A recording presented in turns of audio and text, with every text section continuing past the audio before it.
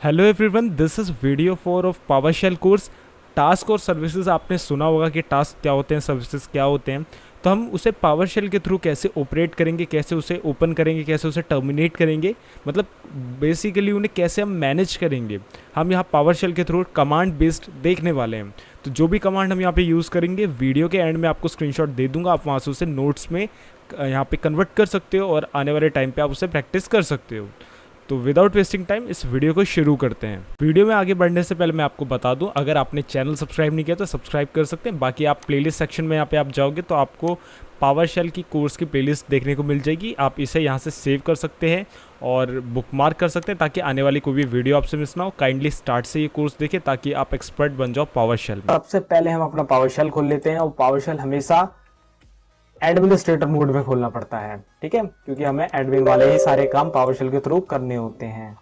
तो जैसे ही आपका पावरशेल खुल जाए, मैं चाहता हूं कि आप यहाँ पे कमांड टाइप कर दें टास्क लिस्ट, ठीक है।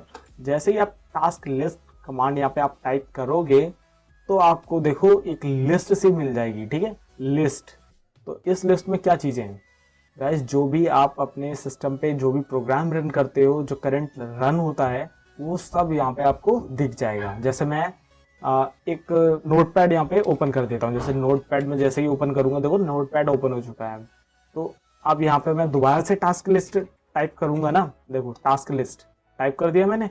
तो अब यहाँ पे देखो notepad.exe भी रन हो रहा है। पहले वाले में नहीं था, देखो मैं आपको पहले वाले में भी दिखा देता हूँ। ये देखो यहाँ कौन होस्ट, इसके बाद डायरेक्ट टास्क लिस्ट, ठीक है। और अब अभी जो करेंटली हमने दोबारा से कमांड चलाई है, तो इसमें देखो आ जाता हूं नीचे, ये देखो कौन होस्ट, फिर नोटपैड, फिर टास्क लिस्ट। इसका मतलब नोटपैड हमारा अभी ऐड हुआ है, ठीक है। तो टास्क लिस्ट से हमें यह पता चल गया कि कौन कौन से करंट में रन है आपके प्रोग्राम्स। तो अगर हमें इन्हें क्लोज करना है तो क्लोज कैसे करेंगे? तो गाइस इसके लिए सिंपली आपको क्या करना है, टास्क किल, ठीक है, फिर स्पेस देना है, बैकस्लैश लगाना है, PID पिड लिखना है, PID पिड। और यहाँ पे आपको जो नंबर दिख रहा है, जो भी प्रोसेस आपको बंद करना है उसके आगे जो नंबर दिख रहा है, जैसे नोटपैड के आगे है 8096, तो सिंपली आपको वही नंबर यहाँ पे लिख देना है, जैसे पिड बैकस्लैश पिड स्पेस 8096, जो भी आपका नंबर है, ठीक है। और जैसे ही आप ये नंबर लिखोगे, इसके बाद आपको सिंपली एंटर मारोगे। एंटर जैसे ही आप मारोगे तो आप देखोगे ये नोटपैड क्लोज हो जाएगा। तो मैं एंटर मार देता हूं, देखा आपने, ये नोटपैड जो है क्लोज हो चुका है। तो गाइस ऐसे हम किसी भी टास्क को जो ओपन होता है पहले से प्रीवियसली, तो उसको हम टास्क किल की कमांड से किल कर देते हैं, यानी क्लोज कर देते हैं। तो ये था टास्क लिस्ट और टास्क किल की कमांड।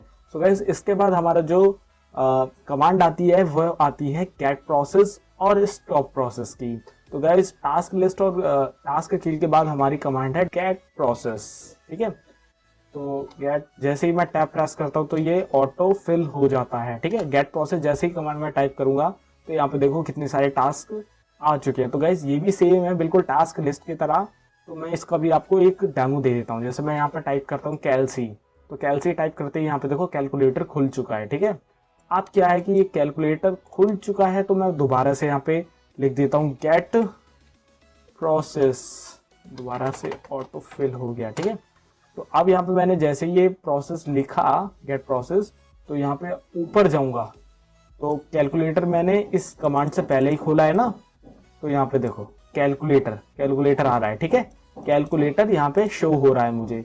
तो इसमें हमें कोई भी पिड वाला सिस्टम नहीं होता है, हम डायरेक्ट उस प्रोसेस का नाम दे सकते हैं, ठीक है। अब देखो मैं यहाँ लिखूंगा स्टॉप, नहीं सबसे पहले लिखूंगा गेट प्रोसेस लिखूंगा और सिंपली यहाँ टाइप कर दूंगा कैलकुलेटर टाइप करने के बाद यहाँ पे मैं एक पाइपलाइन लगाऊंगा, क्योंकि अब हम यहाँ से दूसरी कमांड चलाएंगे।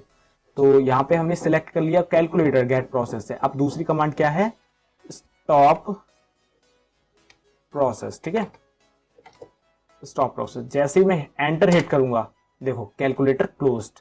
तो गाइस ये थी प्रोसेस को स्टॉप करने की। तो गेट प्रोसेस और स्टॉप प्रोसेस ये हम पावरशेल में टास्क किल और टास्क लिस्ट की जगह एग्जीक्यूट कराते हैं। तो टास्क के टास्क लिस्ट, गेट प्रोसेस और स्टॉप प्रोसेस लगभग एक दूसरे से मिलती जुलती कमांड है।